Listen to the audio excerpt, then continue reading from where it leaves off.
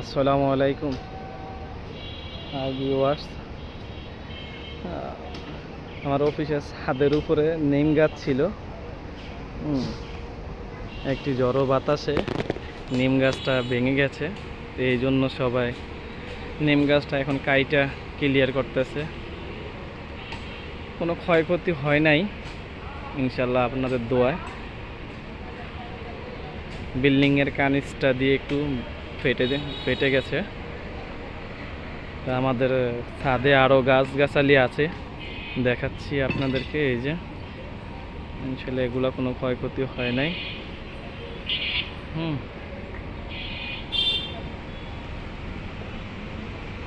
গাছটা মুখে ছিল, এই কারণে হয়তো বা ডালটা ভেঙে গেছে।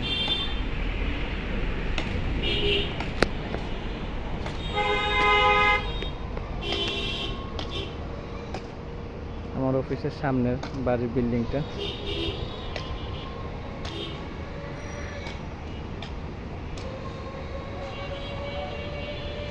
কার কার নিমের ডাল লাগবে?